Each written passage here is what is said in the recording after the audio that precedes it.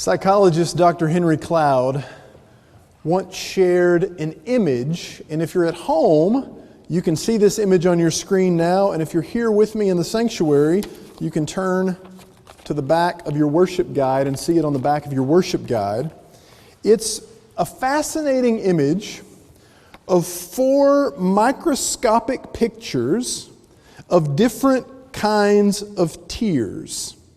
Each different because each one in its molecular structure is different. One of them you see is onion tears. Another one is laughing tears. Then we have tears of change and tears of grief. Each different because their function is different.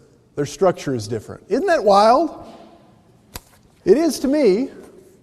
But Dr. Cloud says this actually makes sense that their structure would be different because their function is different. It seems crazy, and yet in some ways it isn't. Cloud says that different kinds of tears are both different and the same. They're different in function and structure depending on the kind of emotion they're carrying, and yet they're the same in that they're all flowing from or carrying a particular kind of emotional experience. Tears come to us as they have today and many other times over the past 20 months as a way of expressing things we are metabolizing in our lives. So we metabolize nutrients and food, right? We also metabolize emotions in our hearts and minds and souls. So each tear is different because each tear is doing its own work, carrying the experience you're going through while also helping you go through it. So the question he raises then is how or why are they different? Well, he postulates that number one, onion tears are the tears of something that are invading our system. Something that doesn't belong there. It's toxic, so we reject it. Our body chemistry says, go away. Get out of here. You're not making me feel good. We're wired in this way, he says, to know what's toxic to us. What burns us. What we want to get out of us. It can be the poison of a person, a group, almost any experience, or even the smell of a cut onion. Any experience that has a toxic effect on our system is going to feel not good to us. Our body wants to get it out, to get rid of those toxins.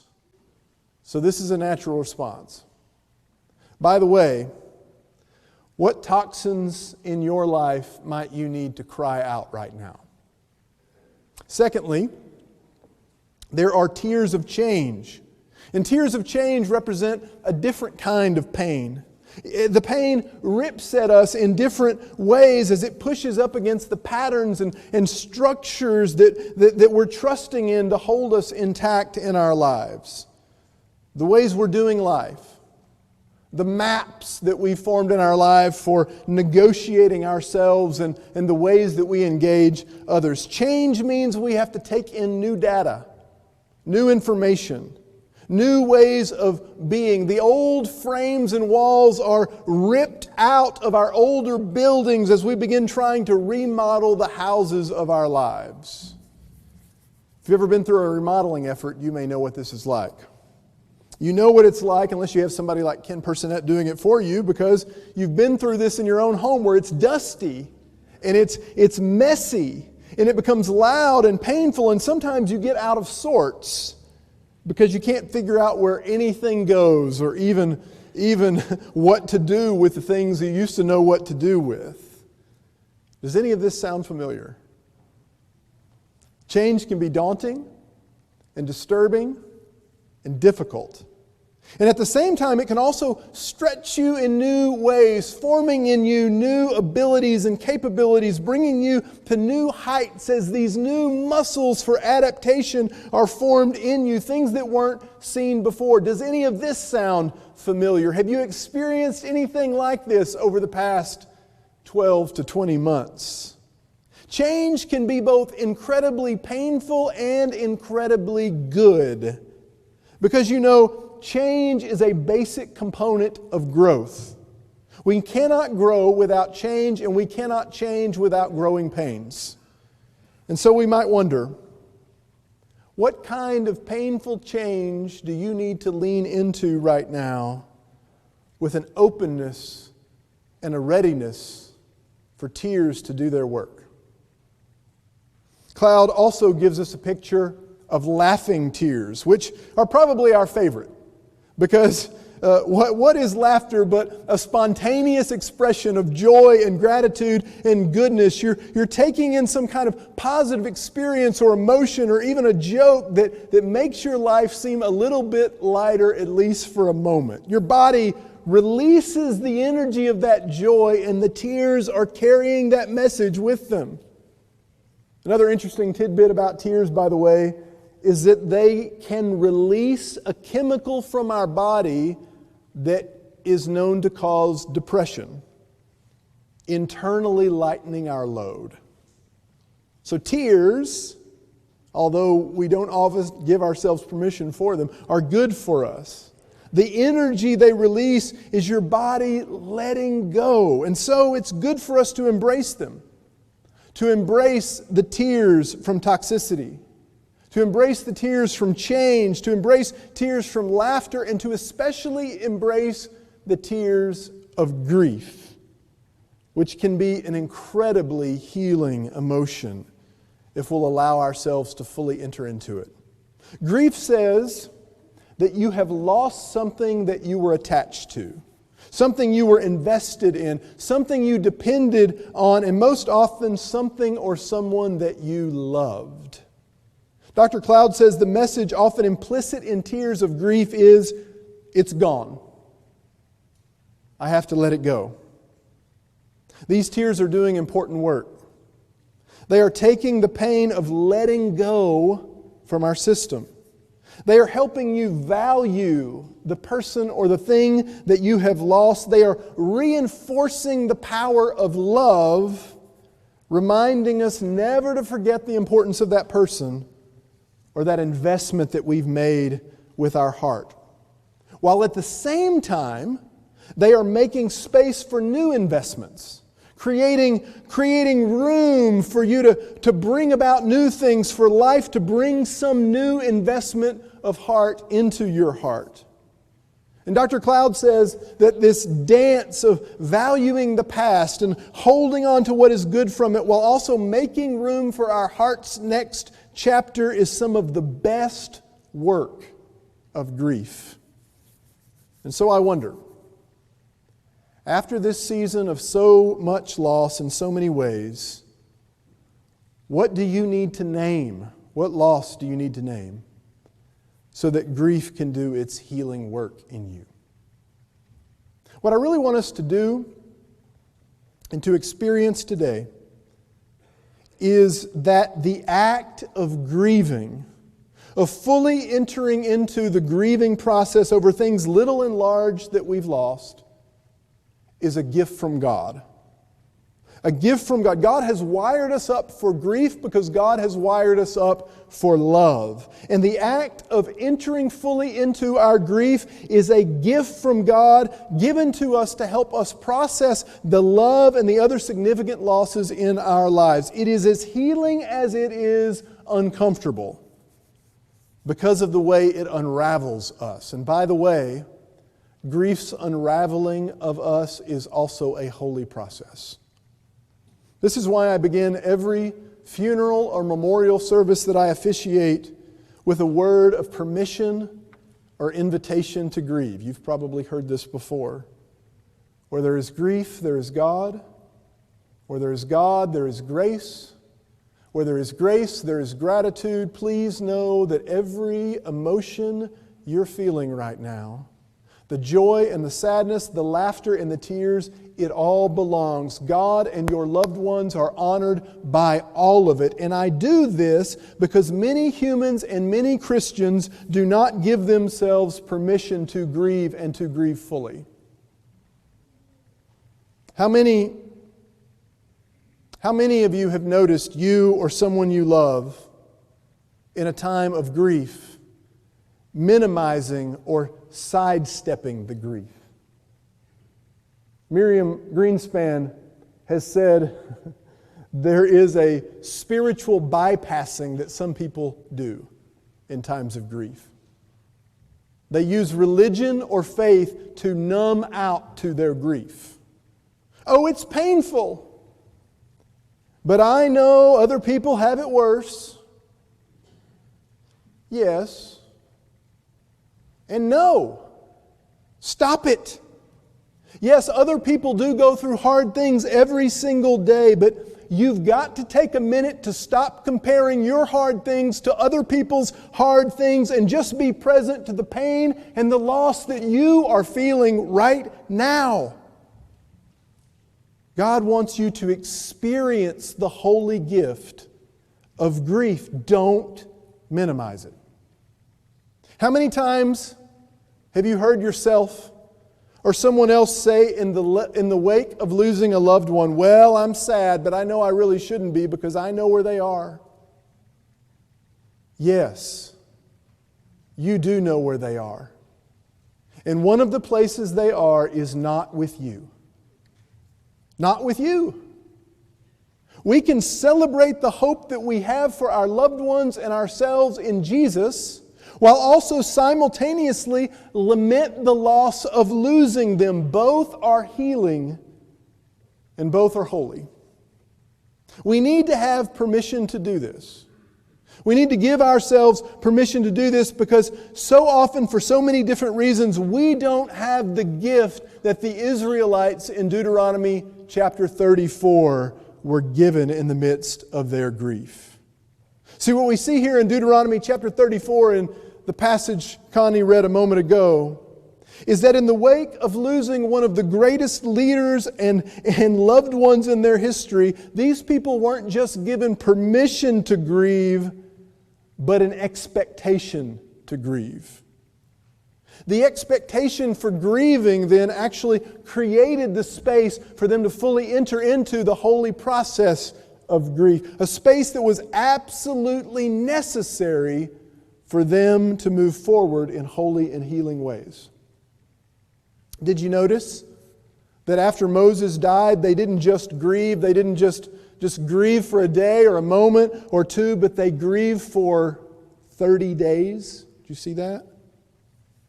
This wasn't just because they loved Him and they started crying and they just couldn't help it. They just didn't stop crying for 30 days. No, that's not what happened. No, it was an expectation.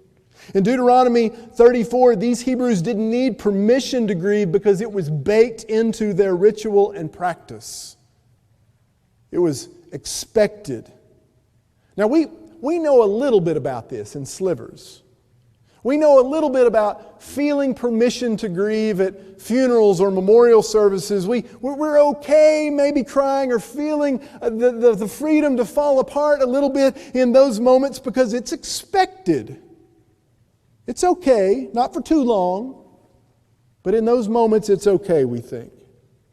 We kind of get this permission, this space that expectation gives us in other situations as well. For instance, it would seem weird on any given Wednesday to put ashes in the sign of the cross on our forehead. And yet, Ash Wednesday gives us the space and the permission to enter into the holy practice of penitence because it's expected. We've made space for it. We've said it's okay. We've had services here from time to time that may seem a little awkward to some, and we talk about healing and wholeness and the gift of God and healing. And at the end of those services, sometimes we offer space for people to come forward for prayer and to be anointed with oil, which would seem a little weird most of the time, even those times. And yet we know the line between awkward and sacred is often so very thin. And so we do it and we experience the healing power of it because we've made space for it. Something similar has happened with the placing of these roses today and the chiming of these names. And the great expectation that these people would embrace their grief for 30 days is what enabled them the power to fully experience it. We don't usually do this. And we don't actually know what they did for those 30 days, but we do know what Jewish people have traditionally done to engage in certain kinds of practices of grief over that period. Often, over this 30-day period, it begins with a 7-day period called Shiva, where there is a burial and meals and scripture and dirges and music and wailing and tears and sometimes a shaving of head and rending of garments and tearing of clothes. I mean, you've probably seen this maybe in films, or you've been to a funeral where you've seen people laying on the casket, screaming and wailing. There's a permission and a space for this here. Friends and family engage in this way to confront and move through their grief. And then the Shiva is a 7-day period at the beginning of a 30-day period called the Sheloshim. And during that 30-day period, they're expected to go through practices that help them move from being enveloped by sadness to re-entering the world beyond it. And what we see here and in other places in Scripture is that this is not a time that was meant to be spent in isolation, but in community.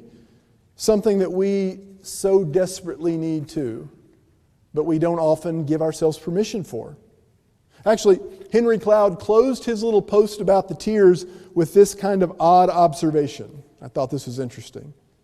He said, "Have you ever wondered why your tear ducts are in your eyes instead of your armpits?" No, I have not. But he says, if they were in your armpits, you could probably use some sort of anti-tear deodorant so that no one would see them or smell them or even know you were in pain. And we would like that. But God put our tear ducts in our eyes for a reason. Because your pain and your tears should be seen by someone who loves you and can companion with you in that pain. Your pain needs to be seen and loved and met with compassion in order to be completely healed.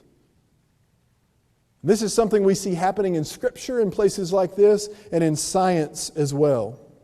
In fact, several years ago, I was attending a week-long seminar with Dr. Henry Cloud and his partner, Dr. John Townsend, and they shared a truth and a practice that has come from research that the military has done with soldiers, patients who were struggling with PTSD.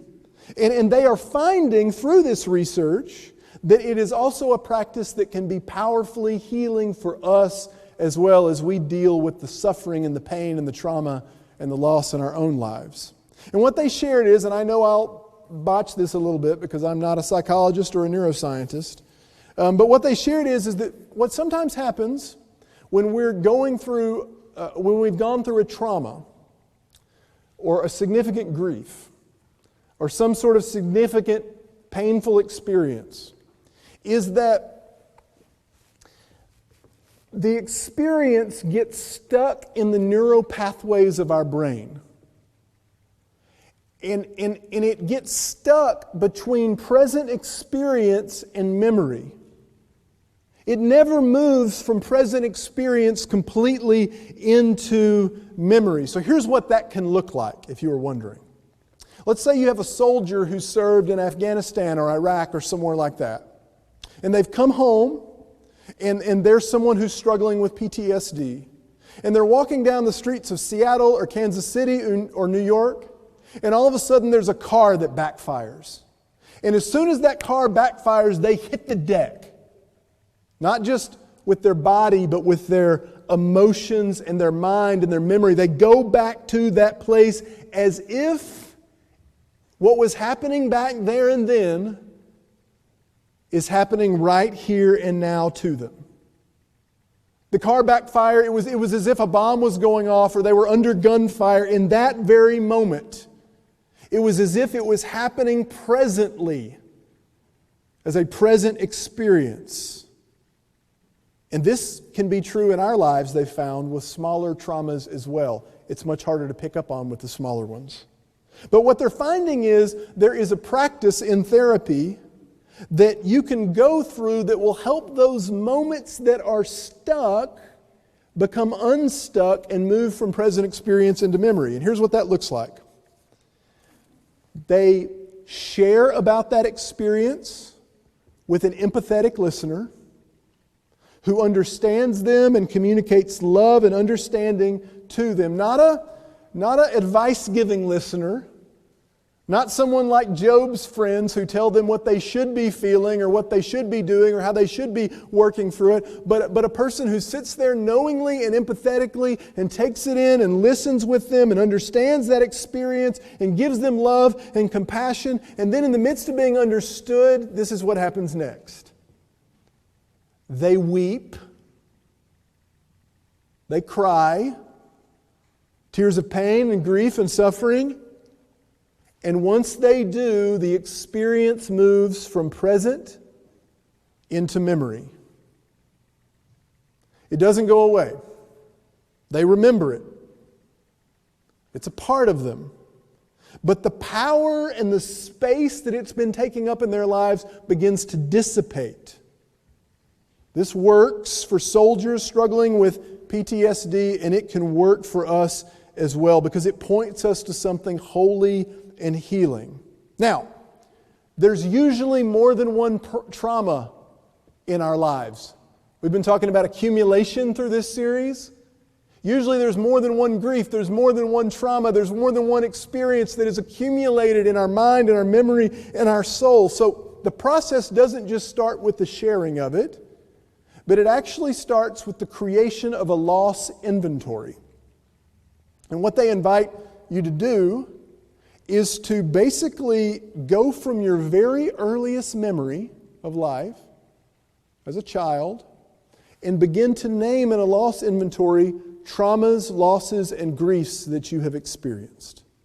To maybe write those out in a word or a sentence or a phrase.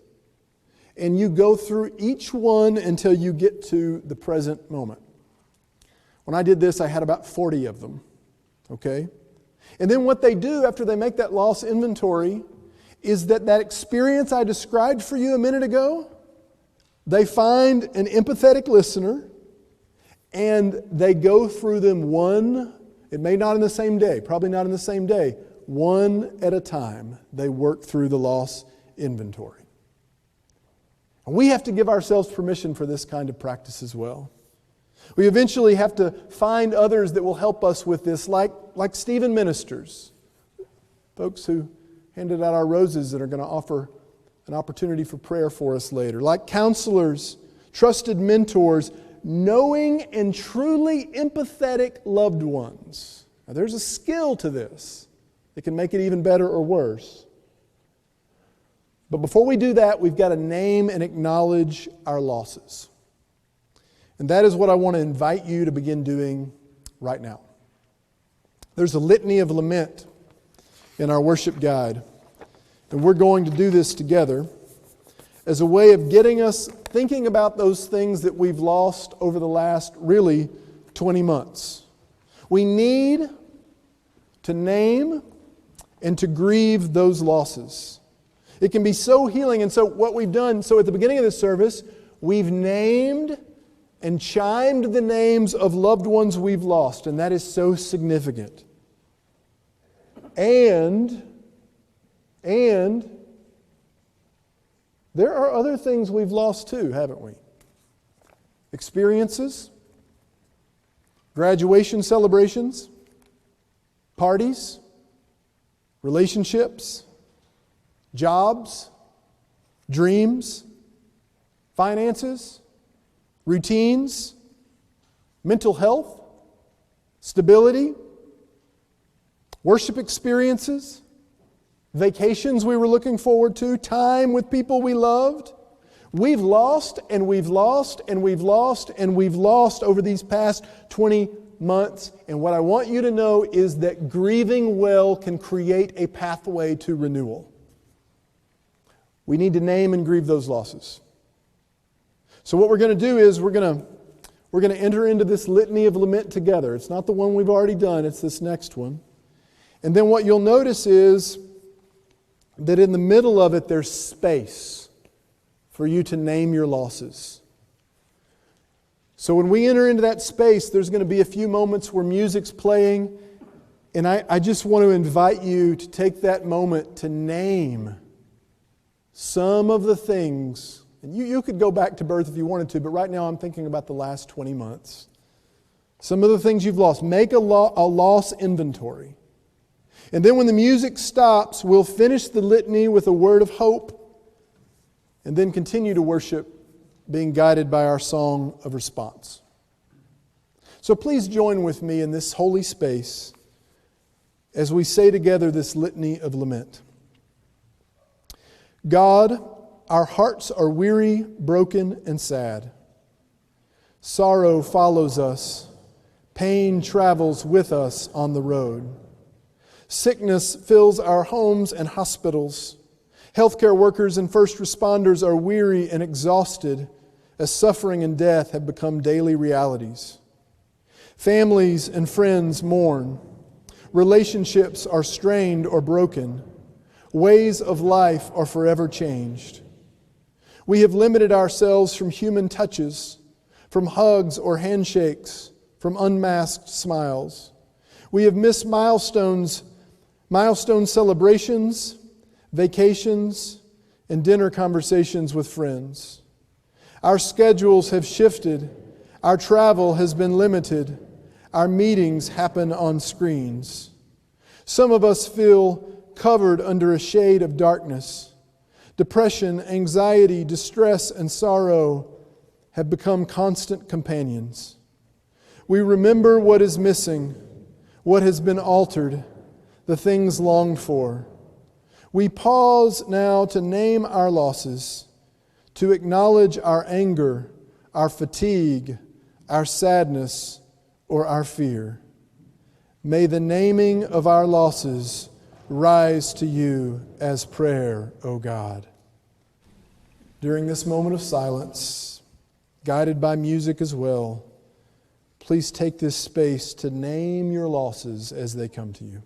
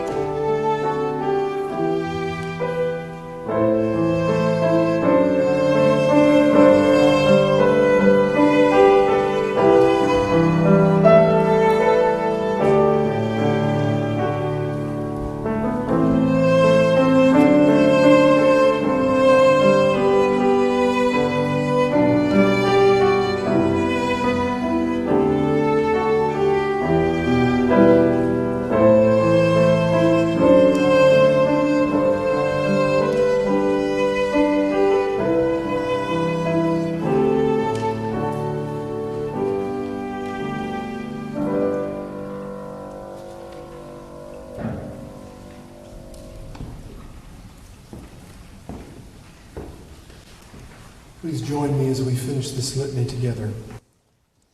Yet in all of this, O God, we are reminded how far we have come by faith alone. We realize what is most precious, the values that we have recovered, the spaces we experience anew. We find in solidarity and generosity with each other the wisp of hope gleaned from seeking what really matters most in this life. The treasure of every encounter we experienced with you, O God. Through our tired trudging, our cheeks damp with tears, we catch a glimpse of your presence, your love, your comfort in the hearts and souls of those around us, as we remember that we do not walk alone. Give us the strength that we need to continue the journey of faith together.